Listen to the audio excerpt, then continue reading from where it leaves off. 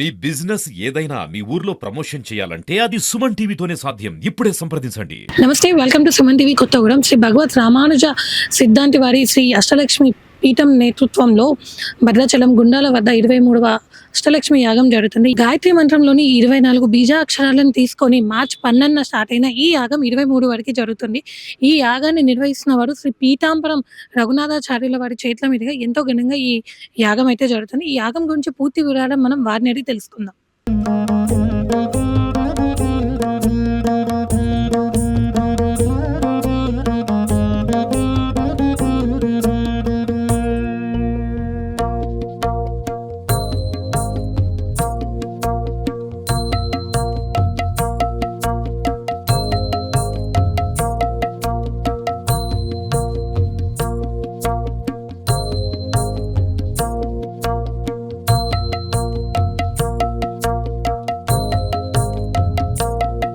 So ప్రస్తుతం ఈ అష్టలక్ష్మి యాగం నిర్వహిస్తున్న శ్రీ పీతాంబర రఘునాథాచార్యుల వారితో ఉన్నాము. అలాగే ఆ యాగ నిర్వాహకులతో ఉన్నాము. ఒకసారి వారితో మాట్లాడదాం. నమస్కారం అండి. అమ్మ మంచి తల్లి. అంటే ఈ యాగం చేస్తున్నారు కదా, దీని సంకల్పం ఏంటి? సంకల్పం ఇది సుమారు ఓ 17 సంవత్సరాల కిందట మనం సంకల్పించుకున్నామమ్మా. సహజంగా సమాజం ఎప్పుడు కూడా సహజంగా ఎవరైనా తమ తల్లిదండ్రులు పిల్లల్ని ఎప్పుడూ చల్లగా బాగుండాలి, సంతోషంగా ఉండాలి, కలిసిమెలిసి ఉండాలని. కానీ సమాజం అలా ఉండదు. ఎదుటివాడు బాగుపడితే చూడలేని ఒక రకమైనటువంటి కుళ్ళుతనం అంటారే, అది ఉంటుంది. అన్నదమ్ముల్లోనే ఆ రకమైనటువంటి పార్షియాలిటీ. అక్క చెల్లెల్లోనే అక్కకి మంచి నక్క కొన్నారనుకోండి చెల్లి బాధపడుతుంది, చెల్లి కొని ఇవన్నీ అక్క కొనలేదు అనుకోండి అక్క బాధపడుతుంది. కొని మా చెల్లికే కదా ఉంది అనే ఫీలింగ్ అక్కకు ఉండదు. సహజంగా మనుషుల మధ్య ఈ రకమైనటువంటి తారతమ్యాలు ఒక తల్లి కడుపుట్టిన బిడ్డలకే వచ్చేస్తుంది. సమాజంలో డిఫరెంట్గా ఉంటాం వ్యక్తులు.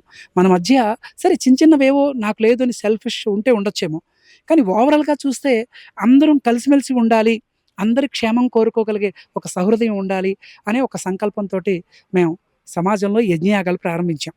ఇది మనకు ముఖ్యంగా మా ఆచార్యులు చిన్నజీయర్ స్వామి వారిని చూసి పెద్దలు ఇంత మంచి మంచి కార్యక్రమాలు చేస్తున్నారు, మనం కూడా మంచి కార్యక్రమాలు చేయాలని సంకల్పించుకుని మనం అష్టలక్ష్మి పీఠం అని చెప్పి విశాఖపట్నం జిల్లా అనకాపల్లి దగ్గర, ఇప్పుడు అనకాపల్లి కూడా జిల్లా అయింది, అక్కడ కొండకొప్పాక అనే గ్రామంలో అష్టలక్ష్మి పీఠం ఒకటి ఏర్పాటు చేసి అక్కడి నుంచి మన ప్రయాణం సాగింది మాట. గాయత్రి మహామంత్రంలో 24 బీజాక్షరాలు తీసుకున్నాం. ఒక్కొక్క బీజాక్షరానికి ఒక్కొక్క ప్రాంతం, ఆ ప్రాంతం అంతా సుభిక్షంగా ఉండాలి, పాడి పంట బాగుండాలి. ఇవాళ మనం ఇంత అన్నం తినగలుగుతున్నాం, చక్కని ఇప్పుడు చూడండి ఇక్కడ మనం బోరేశారు, చక్కని నీరు వచ్చింది. భూమాత ఎక్కడికి వెళ్ళినా ఎక్కడ తవ్వినా చక్కని నీరు ఇస్తుంది. ఇంచుమించు ఇప్పుడు దుబాయ్లో ఎక్కడ చూసినా ఏం పడుతుంది, దుబాయ్లో ఆయిలే, మనకి ఇక్కడ ఎక్కడ చూసినా నీరే. అలాగే మన అందరిలోనూ మంచి ప్రేమ అభిమానాలు అందరిలో ఉన్నాయి, మీలో ఉన్నాయి, మాలో ఉన్నాయి, ప్రతి ఒక్కరిలోనూ ఉన్నాయి. కానీ అవి కనుమరుగైపోతున్నాయి, అవి బయటికి రావాలి. ఎలా వస్తుంది? కాకికి దాహం వేస్తుంది తెలుసు కదా, ఎగురుకుంటూ వెళ్ళింది, ఎక్కడో కొండ కనిపించింది, కొండలో నీళ్లు ఉన్నాయి, ఎక్కడున్నాయి? అడుగున ఎక్కడో ఉన్నాయి, మరి బయటికి రావాలి. ఏం చేసింది? ఎక్కడి నుంచో వెళ్ళి ఒక్కొక్క గులకరాయి తీసుకొచ్చి వేసింది, వేయిగా ఆ నీరు పైకి వచ్చింది. అప్పుడు తన దాహం తీర్చుకుంది, హాయిగా the bird fly in the sky, ఆకాశంలోకి ఎగిరిపోయింది. అలాగా అందరిలో మంచితనం ఉంది, అందరిలోనూ మానవత్వం ఉంది, అందరిలోనూ దైవచింతన ఉంది, అందరిలోనూ హెల్పింగ్ నేచర్ ఉంది.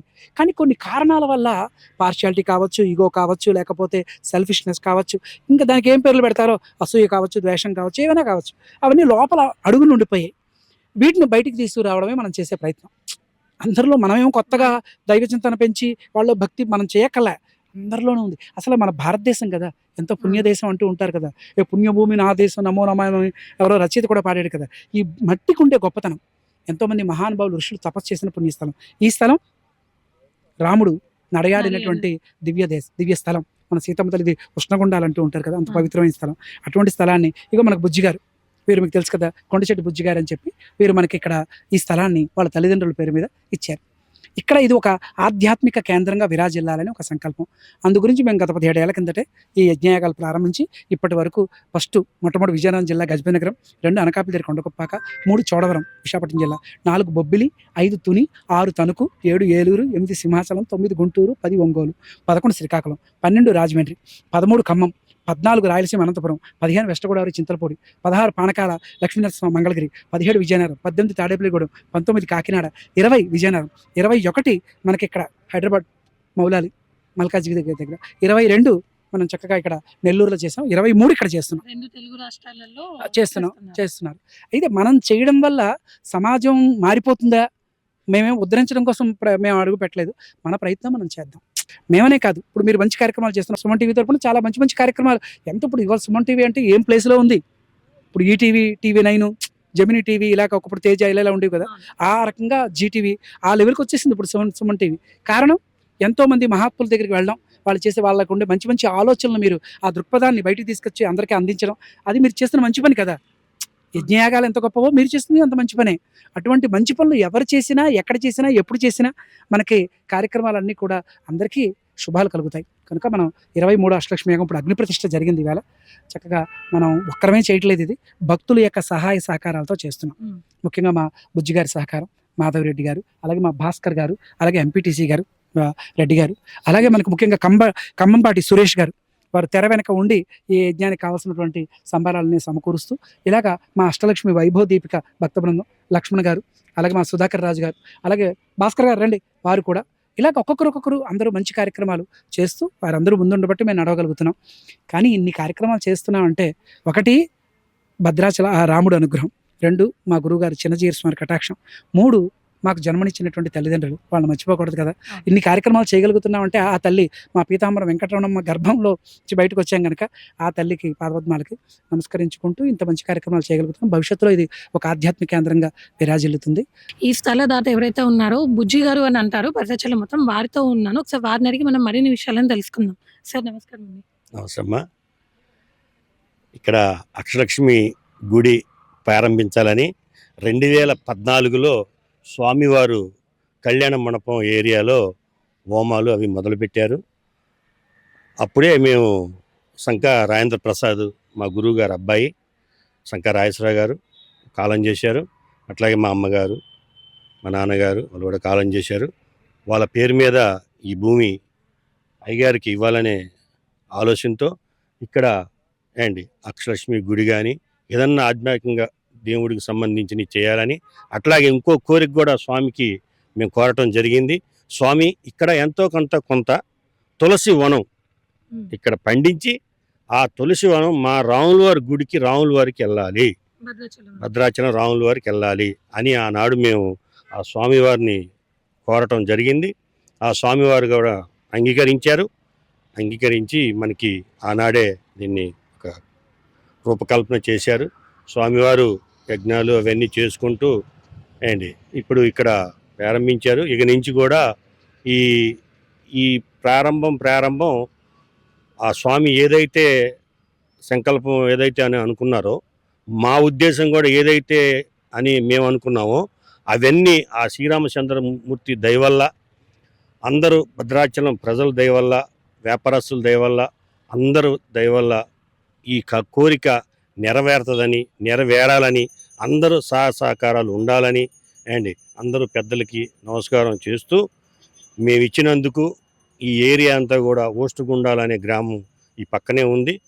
ఇక్కడ కూడా టూరిజం ప్లేస్ కాబట్టి ఈ ఏరియా అంతా కూడా డెవలప్ అవ్వాలని, మంచిగా అందరూ బాగుండాలని ఈ 12 రోజులు కూడా భక్తులు అందరూ కూడా వచ్చి ఇక్కడ ఏదైతే స్వామివారి ప్రసాదాలు ఏవైతే ఉన్నాయో అవన్నీ కూడా స్వీకరించి ఆ స్వామివారిని చక్కగా ఈ కార్యక్రమం నెరవేర్చాలని మా భద్రాచలం ప్రజల్ని, అట్లాగే ఈ మండలం, ఈ డివిజను, ఇటు గుండాల కానీ, రాయనపేట కానీ, కొల్లుగూడెం కానీ, గోళ్ళగట్ట కానీ, ఈ చుట్టుపక్కల ఉన్న గ్రామాలందరూ కూడా వచ్చి ఇటు కోనవరం దాకా, ఇటు విఆర్పురం దాకా, చింతూరు దాకా ఈ గ్రామం ప్రజలంతా వచ్చి ఈ కార్యక్రమాన్ని నెరవేర్చాలని కోరుకుంటూ ఈ అవకాశం ఇచ్చినందుకు ధన్యవాదాలు తెలుపుతూ సెలవు. ప్రస్తుతం నేను doctor Paulraj engineering college chairman Varalakshmi గారితో ఉన్నాను. సో మేడం ప్రాపర్ ఇక్కడే. సో ఒకసారి ఆవిడ ఎలా ఫీల్ అవుతున్నారు, ఇక్కడ ఇంత పెద్ద యాగం చేస్తూ ఇక్కడ మళ్ళీ ఒక ఆలయాన్ని ప్రతిష్ఠిస్తున్నారు కాబట్టి. అమ్మ నమస్తే. నమస్తే అండి. మేడం ఇక్కడ ఇప్పుడు 13 రోజులు యాగం చేసి ఆ తర్వాత ఇక్కడ ఒక ఆలయాన్ని నిర్మిస్తున్నారు కదా, సో ఎలా ఫీల్ అవుతున్నారు? చాలా సంతోషం అండి, చాలా సంతోషం అయిన పరిణామం. ఇక్కడ భద్రాచలంతో మాకు చాలా చిన్నప్పటి నుంచి చాలా అనుబంధం ఉంది. ఒక 20 రోజుల నుంచి అయ్యగారితో నాకు చాలా అనుబంధం ఏర్పడింది. అటు మన ఉమెన్స్ కాలేజ్ డే అప్పుడు కూడా మా కాలేజీకి వచ్చి మాకు ఆశీర్వచనం ఇచ్చారు అయ్యగారు. తర్వాత అయ్యగారు చెప్పారు, అబుజర్న వాళ్ళది ఈ స్థలం అని చెప్పేసి అని. చాలా సంతోషం. నేను అసలు పర్సనల్‌గా ఎళ్లి అన్నకు గూడా నేను దీనికి శుభాకాంక్షలు తెలియజేద్దాం అనుకున్నాను. ఇంత మంచి కార్యక్రమము అన్న ద్వారా అవ్వటం అనేది నాకు చాలా సంతోషమేసింది. మా నాన్న చూసినంత ఆనందం అనిపించింది. నాకు మొదటి నుంచి ఈ పూజలంటే చాలా ఇష్టము. ఈ దట్టు ఇది అష్టలక్ష్మి పూజ అనేసరికి ఇంకా నేను అసలు మొదటి నుంచి మాధవరెడ్డి గారు ఏది చెప్పినా గానీ ఇంక నో, నో అనే పరిస్థితుల్లో లేను. అంటే అంత చాలా ఇష్టము. యాగమరికి చేసి ఎళ్ళిపోతారేమో అనుకున్నాను. తర్వాత తెలిసింది ఇక్కడ గుడి కూడా కడతారనేది. దీంట్లో మేము కూడా పార్ట్ అవుతామని చెప్పేసి కాలేజీ పిల్లల్ని కూడా దీంట్లో పార్ట్ చేస్తామని మాకు చాలా సంతోషం. ఇది ఇంకా ముందు ముందుకెళ్ళాలని ఆశిస్తున్నాం. అందరికీ నమస్కారం. నా పేరు గాదే మాధవరెడ్డి, భద్రాచలం వాసిని.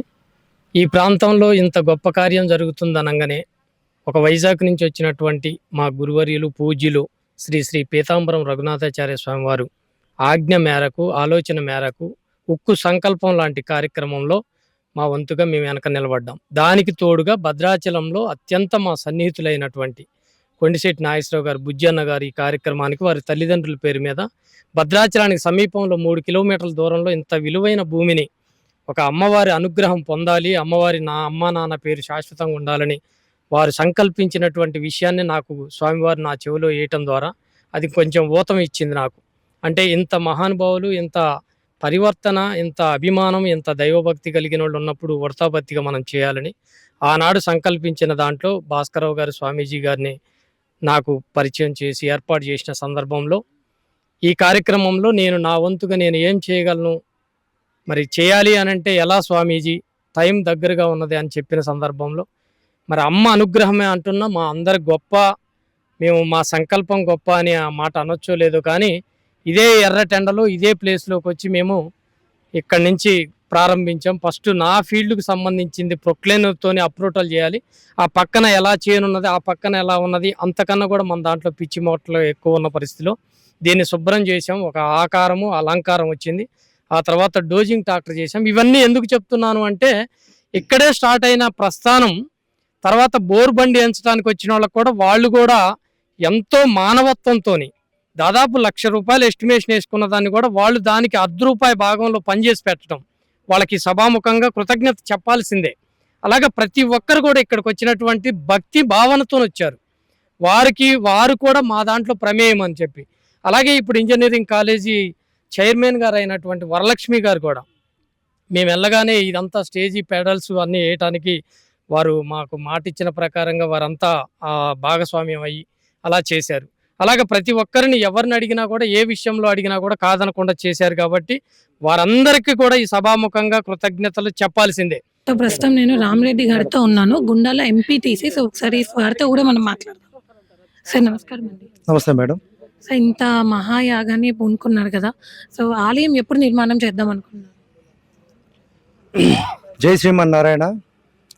ఈ 23వ అష్టలక్ష్మి యాగం కార్యక్రమం ఇక్కడ మన భద్రాచలానికి అతి సమీపంలో ఉన్నటువంటి సుమారు 2 నుంచి 3 కిలోమీటర్ల దూరంలో ఉన్నటువంటి రాముడు సంచరించినటువంటి ఈ యొక్క ఉష్ణకుండాల ప్రాంతంలో మహా గొప్ప విశిష్టత ఉన్నటువంటి ప్రాధాన్యత గల ఈ ప్రాంతంలో శ్రీ పీతాంబరం రఘునాథాచార్యులు స్వామివారు లోక కళ్యాణార్థం కొరకు నిర్వహించే ఈ బృహత్తరమైనటువంటి కార్యక్రమంలో తెలంగాణ, ఆంధ్ర రాష్ట్రాల నుంచి కూడా ఇక్కడ వచ్చి మార్చి 12 నుంచి 23 వరకు జరిగేటటువంటి ఈ మహాయాగ కార్యక్రమంలో పాల్గొనడానికి విపరీతమైనటువంటి ప్రచారం కూడా చేయడం జరిగింది. అట్లానే ఈ రోజు స్టార్ట్ అయింది కాబట్టి అగ్ని ప్రతిష్ఠా కార్యక్రమం ఈ రోజు నుంచి 23వ తారీఖు వరకు ఇక్కడ ప్రతిరోజు కూడా యాగ కార్యక్రమాలు జరుగుతూ ఉంటాయి.